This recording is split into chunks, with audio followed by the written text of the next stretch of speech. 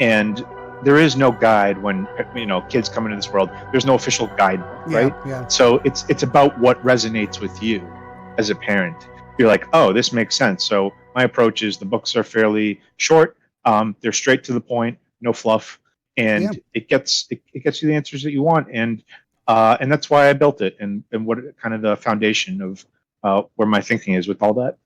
Yeah, for sure. And that's great too, because each book is kind of as you said, shorter and more focused on kind of like a topic by topic basis. And you started with resilience. I think that's a fantastic one. It's like just realize that what it means to be human in the world. You will face challenges. You will have setbacks. You will have failures. You will not be born knowing everything. You will have to learn.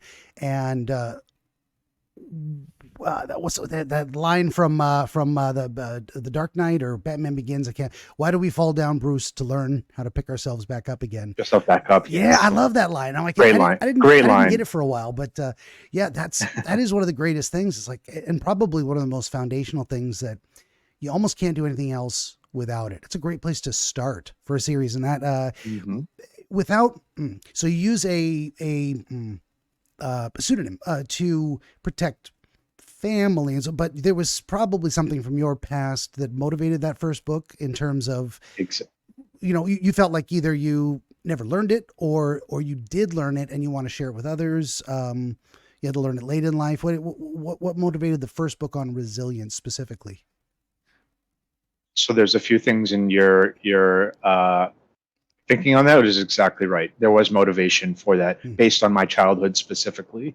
In my childhood, I really struggled in school. I got bullied pretty severely. That affected my self-esteem, not just in my childhood, but into adulthood. And society says, oh, that's in the past, grow up, right. Forget about it. Like, no, if you are educated about this stuff, the thought leaders who talk about this all talk about our inner child. If you've heard of David Goggins, he talks about the inner child.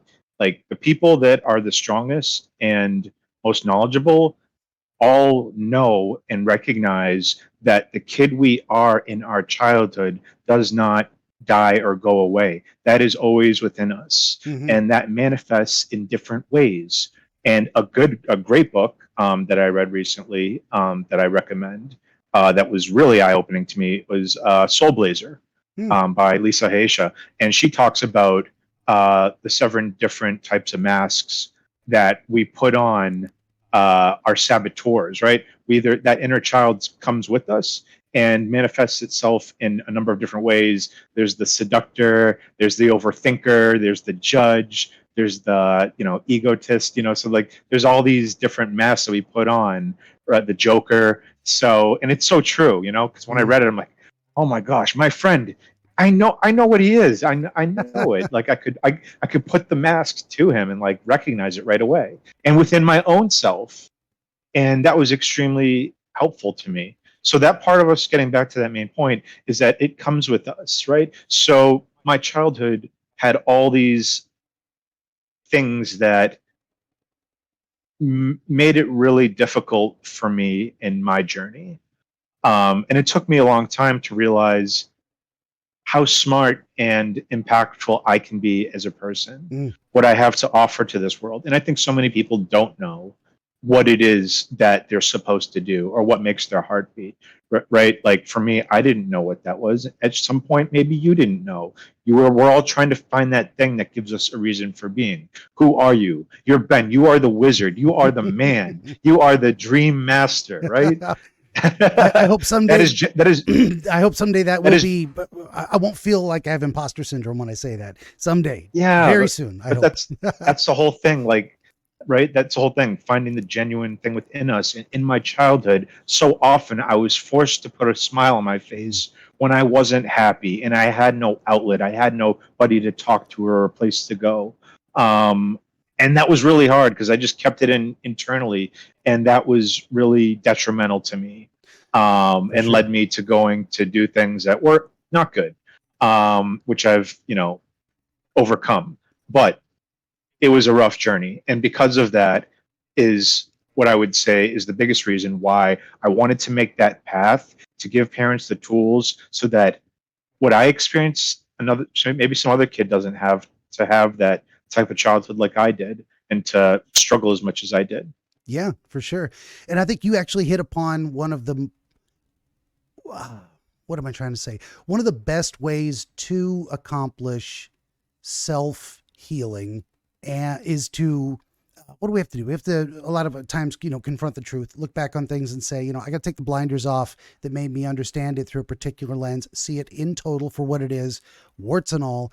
Now I can deal with it. But what do I do with it? So that's just the first step. You see it for what it is. And a lot of times not everyone goes on to write a book, but they think about it in terms of trying to understand it, and then make it a point in life to share that with others so that they don't have to experience the same thing. So in a lot of ways, our trauma becomes our purpose for living in some ways. It's like, hey, let me help others avoid the same mistake. And a lot of us do it in very small ways. Like, so let's say someone had a DUI or something like that. And they're like, you know what? I see the things that led up to me thinking that wasn't such a big deal until it actually happened. It was a disaster. Now let me tell other people, hey, it's not worth it. It's not worth having one more drink or getting in the call a cab. Let me tell you, let me help you learn from my experience. So that's a great thing too, to say, here's all the ways I was not encouraged to build resilience, or I did not come to it naturally in the environment that I was in. And I suffered more than I otherwise would have, and more than other people need to. And then I think that's a tremendous purpose to have in life, to say, let me share what I've learned, and to want to help other people too. It's like a win, the best possible win-win.